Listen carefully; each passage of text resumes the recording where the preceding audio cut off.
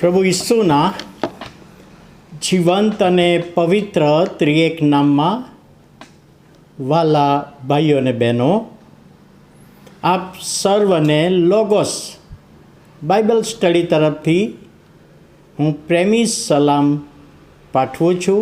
અને આજે 2025ના વર્ષનો 283મો દિવસ 10મી ઓક્ટોબર 2025 અને શુક્રવારનો આ નવો દિવસ આપણા જીવનોમાં પ્રભુએ બતાવ્યો.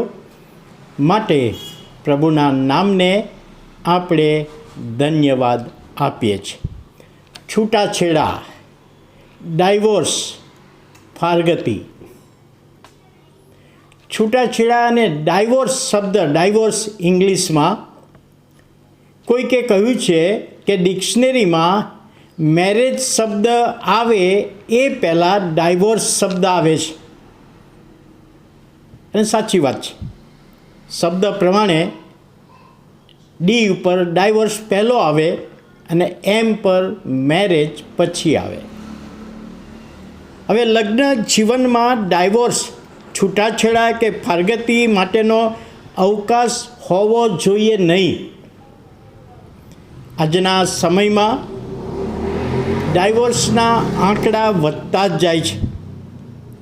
હમણાં મેં કોઈક જગ્યાએ વાંચ્યું કે 2022 કરતાં 2025માં, હજુ તો 2025 પૂરું પણ થયું નથી, તો પણ 2022 કરતાં ડાયવોર્સ લેનારની સંખ્યાનો આંકડો વધી ગયો છે. ગુજરાતની ફેમિલી કોર્ટમાં એક સમાચાર પ્રમાણે દરરોજ 171 નવા કેસ નોંધાય છે ડાયવોર્સ માટેના. ફિલિપાઇન્સ અને વેટિકન, આ બે દેશ એવા છે કે જ્યાં દંપતીના લગ્ન થાય એટલે તે કાયમ માટેના લગ્ન છે. બાઇબલ પ્રમાણે કે મરણ આ પણ બંનેને જુદા પાડે ત્યાં સુધી એનો એ સંબંધ છે. આ બંને દેશમાં છૂટાછેડાને અવકાશ જ નથી. છૂટાછેડાને અવકાશ છે જ નહીં. કાયદો જ નથી છૂટાછેડા થવાનો. અને છૂટાછેડા કોઈ અંદર ખાને લે તો એ સરકારી ગુનો બને છે. લગ્ન કર્યા એટલે જેવું છે તેવું પણ ચલાવવાનું જ છે, નિભાવવાનું જ છે. અને ફિલિપાઇન્સમાં 85% ખ્રિસ્તીઓ છે. 85% ખ્રિસ્તીઓ છે જે બાઇબલ આધારિત કહે છે કે લગ્ન થયું એટલે છૂટાછેડા હોય જ નહીં. સરકાર ડાયવોર્સ માટે મંજૂરી પણ ના આપે. કેટલાક સમય પહેલાં સરકારે ડાયવોર્સ માટે સહમતિ દર્શાવતા વિચારો રજૂ કર્યા અને ફિલિપાઇન્સના ખ્રિસ્તીઓએ વિરોધ કર્યો. અમારા બાઇબલમાં લખ્યું છે કે લગ્ન થયા એટલે મરણ જુદા પાડે ત્યાં સુધીનો સંબંધ, એટલે સરકાર તમે વિચારણા કરશો જ નહીં, તમે પરમિશન આપશો જ નહીં. અને સરકારને માનવું પડ્યું.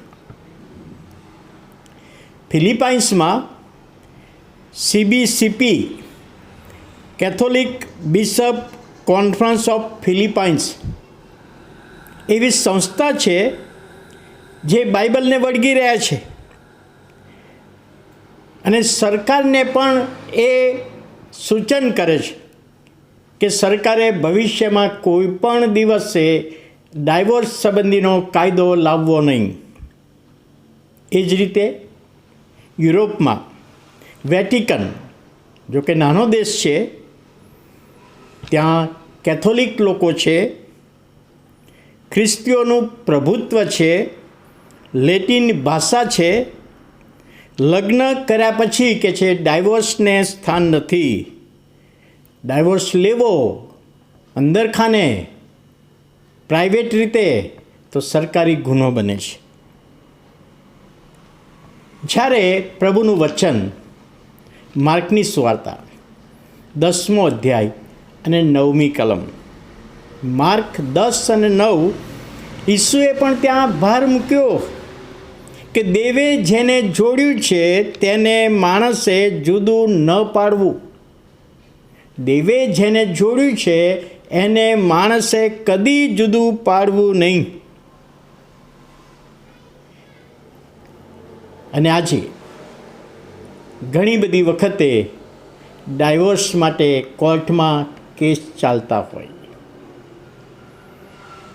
ત્યારે આજનું આ મનન ને વચન સમજવામાં પ્રભુ સહાય કરે. જો કોઈક રીતે ડાયવોર્સ લેવાની લાઈનમાં છીએ તો બ્રેક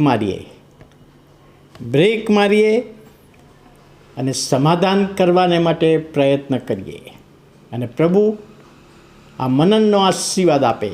પ્રાર્થના કરીએ. વાલા પ્રભુ, અમે તમારો આભાર માનીએ છીએ, તમારા નામને ધન્યવાદ આપીએ છીએ. આજે લગ્ન જીવનમાં વિચ્છેદ અને એક સામાન્ય બાબત બની ગઈ છે, પરંતુ તમારા વચનો પ્રમાણે વળગી રહેવાને માટે પ્રભુ તમે સહાય કરો. જો ડાયવોર્સની લાઈનમાં કોઈ છે, પ્રભુ એમની સાથે વ્યવહાર કરો, તમારો આશીર્વાદ આપો. ઈસુ પ્રભુના પવિત્ર નામમાં સાંભળો, માન્ય કરો. આમેન.